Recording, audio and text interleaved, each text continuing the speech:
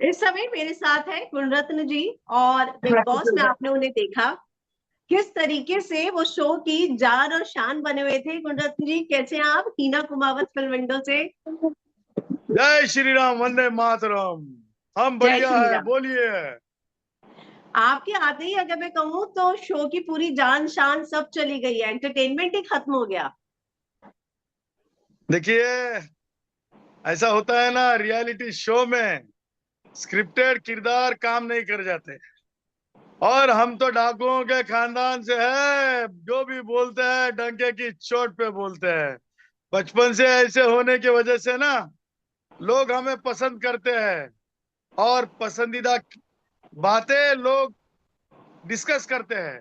तो उसकी वजह से एक डिफरेंस विथ बिग बॉस के अंदर जो मेरा समय गया, तो उस वजह से लोगों ने मुझे बहुत बहुत चाहा, बहुत प्यार दिया सोशल मीडिया हैंडल्स पे। मैं बहुत बहुत यानी शुक्रगुजार हूँ। ऐसा कहा जा रहा है कि भाई आपने बिग बॉस की बातें नहीं मानी, इसलिए आपको बाहर का रास्ता दिखा दिया गया। देखिए, ऐसा है, कानून के हाथ बड़े लंबे होते हैं। और वो एक हिंदी में एक गाने की कड़वे है, कड़वा है, पता है आपको? चलो बुलावा आया है, कोर्ट ने बुलाया है। कोर्ट ने यस। बुलावा दिया था। तो देखिए, बिग बॉस है, कलर चैनल है, मैं बहुत बहुत उनकी रिस्पेक्ट करता हूँ।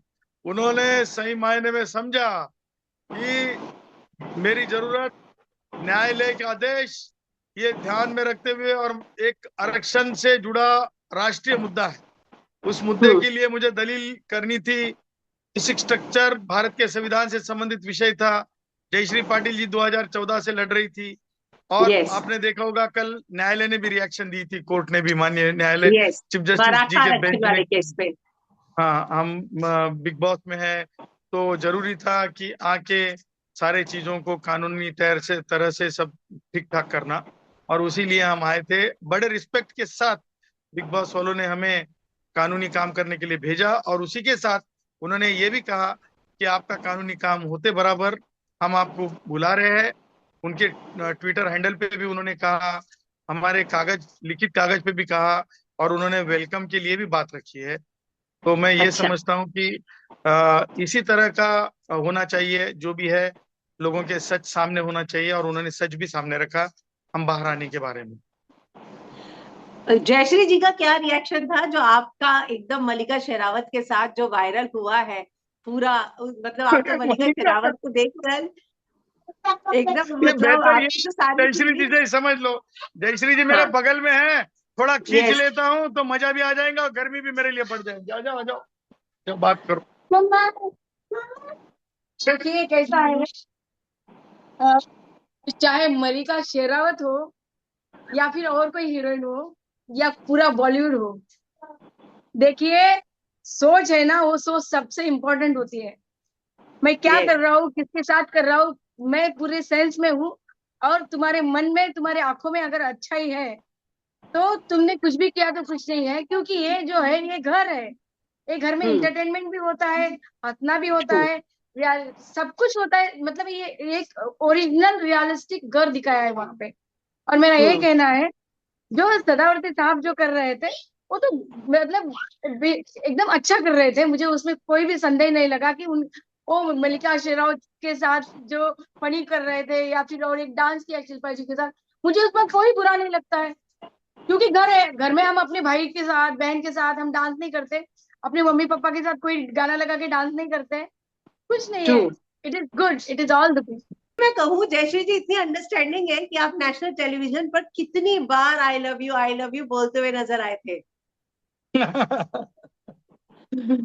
ये जो देखो, ये सदावर्ती साहब जो है वो बाहर भी वही है। पॉलिटिकल स्टंट कहीं यही होता है, स्टेज होता है या फिर सोशल होता है, वही वो वही सच्चा रूप के साथ होते हैं। और वो घर है, इसलिए घर में भी उसको अपनी वाइफ की कमी महसूस हो रही थी, इसलिए उन्होंने घर में भी अपनी वाइफ को कॉल कर दिया और बोल दिया। Yes yes. ऐसा मुझे लगता है। एक बात मैं मान गई सर आपको देखकर कि जरूरी नहीं एंटरटेनमेंट करने के लिए एंटरटेनमेंट इंडस्ट्री का होना जरूरी है। आपने एंटरटेनमेंट इंडस्ट्री के बड़े बड़े स्टार्स को पीछे छोड़ दिया अपने एंटरटेनमेंट से, और इतने प्रोमो कटे हैं आप पर, कहा जाए तो रोज आपके नाम पर ही प्रोमो होते थे। तो क्या कहेंगे आप?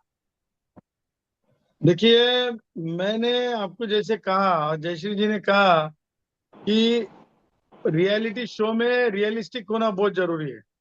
हम्म। और मैंने जिस तरह से रियलिस्टिक वहां पे अपनी सोच रखने की, अपनी यानी जिस तरह से अपनी बात रखने की कोशिश की, उससे बाहर जो जिनके हाथ में बागडोर होती है, जो व्यूवर होते हैं, जिनको तो मैं फैंस नहीं कहूंगा, फैंस कहना मैं अपमानजनक समझता हूँ, मैं लगते जिगर कहता हूँ, जो मुझे देखते हैं, मुझे सो पसंद स्वीट। करते हैं, उन सारे लगते जिगरों को वो पसंद आना चाहिए होता है, क्योंकि सच्चाई पसंद करती है पब्लिक।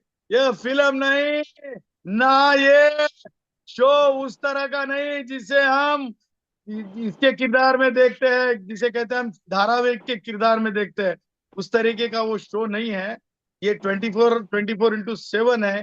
और इसमें रियलिस्टिक रखना, बात रखना, और तुम्हें सर्वंकष सारे तरह की चीजें वहां पे बताना पड़ती है।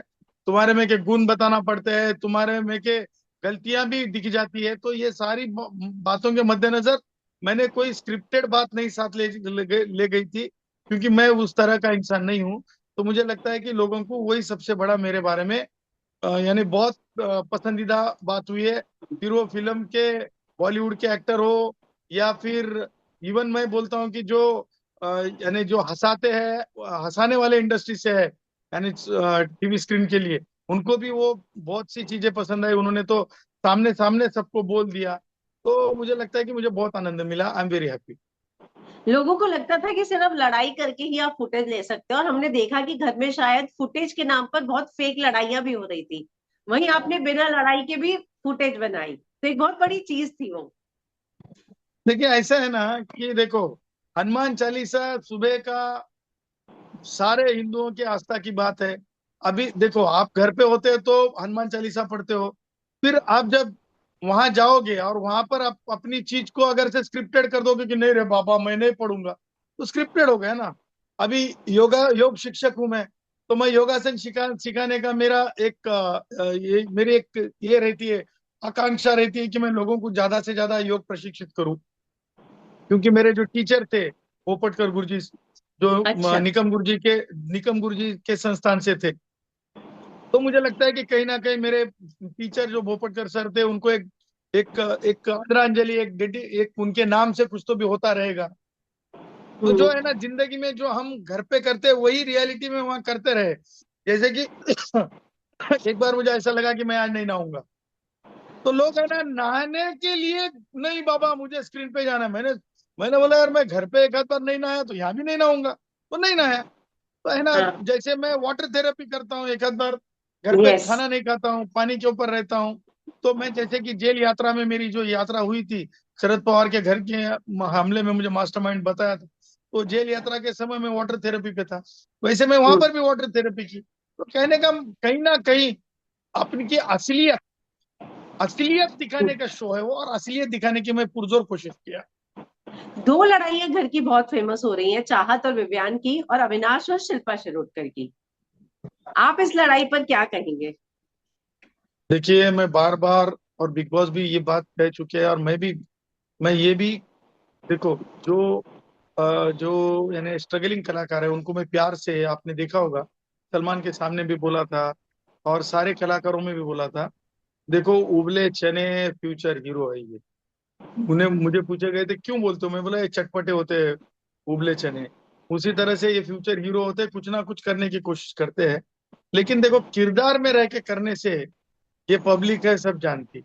हम्म। तुम देखो, बर्तन का नेचुरली बर्तन को बर्तन लगना और आवाज आना, ये एक बात है। बर्तन यस। की आवाज लोगों को सुनाने के लिए बर्तन बजाना, ये कोई मजे की बात नहीं। तो अभी यस। तक जो है 17 कंटेस्टेंट जो है, 17 के 17 लाइन में ही है। कोई भी बाहर आने की कोशिश नहीं कर रहा है। पता नहीं आगे क्या क्या होता है, आगे आगे चलो देखते हैं होता है क्या, यही कहूंगा मैं। लेकिन आपको ये रियल लग रहे थे? ये सारे कंटेस्टेंट? फिल्मी दुनिया के हैं ना, तो ये लोगों ने बिग बॉस देखे हुए पहले के, मैंने तो देखे हुए नहीं।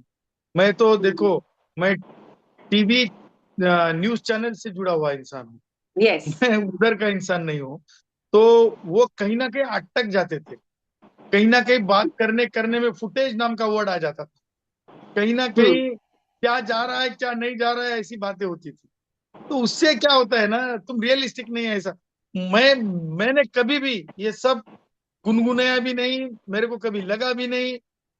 देखो, हम तो डाकुओं के खानदान से आते हैं, तो हम खौफ नहीं रखते, जो मन में आता है वो बोल देते हैं, और हमसे कोई उलझ जाता है तो डंके की चोट पे उसे जगह बता देते हैं। फिर कराची यस। का दाऊद हो या फिर विपक्ष में के कोई भी ऐसे हो जो बंबई बंद रखने की बात करते हैं, हम डंके की चोट पे बंबई चालू करते हैं और हम बंबई पे राज करते हैं। अरे वाह। सलमान खान वीकेंड का वार होस्ट नहीं करेंगे, ऐसी खबर आ रही थी, ये जो सारा सीन हुआ बाबा सिद्दीकी का उसके बाद। हम्म।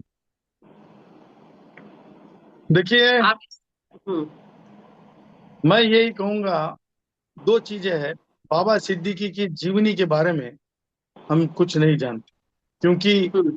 हम जो है, हम दिहाड़ी मजदूरों की बात करने वालों में से हैं, हम जो है टैक्सी रिक्शा वालों की बात करने वालों से हैं, हम जो है फुटपाथ के ऊपर जो भाई बहन हमारे रहते हैं, लगते जिगर रहते हैं, उनकी बात करने वालों में से, यानी कष्टकरियों की बात करने वालों से, ड्राइवर साहब, कंडक्टर साहब, एसटी महामंडल के लोग, जैसे कि कारखाने के वर्कर्स, इनकी बात करने वाले लोगों में से हमें जाना जाता है।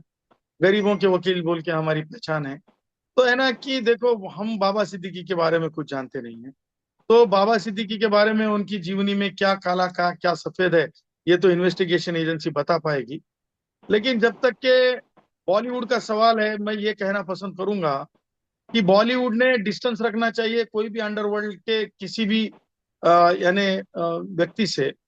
क्योंकि देखिए, बॉलीवुड को बनाने में बड़ी बड़ी मेहनत लगी है, यानी राज हम्म। कपूर जी से लेके तो फिर आप आज 2024 तक अपने अपने हिस्से में कलाकारों ने बॉलीवुड को जमाया है, हॉलीवुड को टक्कर दी है। विश्व में हाँ। दो ही चीजें पहचानी जाती है इंटरटेनमेंट में, हॉलीवुड एंड बॉलीवुड। तो कहने का मतलब यह है कि डिस्टेंस रखना चाहिए अंडरवर्ल्ड जैसे ताकतों से। बॉलीवुड के कलाकारों में सारे कलाकार अच्छे हैं, जैसे कि शाहरुख है, सलमान है, जैसे कि गोविंदा जी है, जैसे कि कंगना जी है। सुना जाता है कि थिएटर नहीं मिलता, सुना जाता है कि ये नहीं होता वो नहीं होता, सोशल मीडिया के ऊपर ट्रोल करने की कोशिश, ये सारी चीजें भी हमें कहीं ना कहीं तो थोड़ी सी क्यों नहीं होती, हमें थोड़ी सी नाराजगी लगती है। अभी रही बात सलमान जी के साथ वाली क्रेट की बात है, देखिए धर्म है, और धर्म के बारे में गुस्सा होता है लोगों में।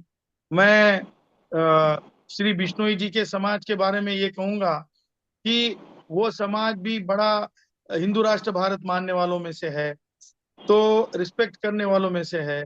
तो जब हिंदू राष्ट्र जो लोग मानते हैं, तो प्रभु श्री रामचंद्र को जी को मानते हैं। भारत के संविधान में प्रतिबिंब होता है प्रभु श्री रामचंद्र जी के विचारों को।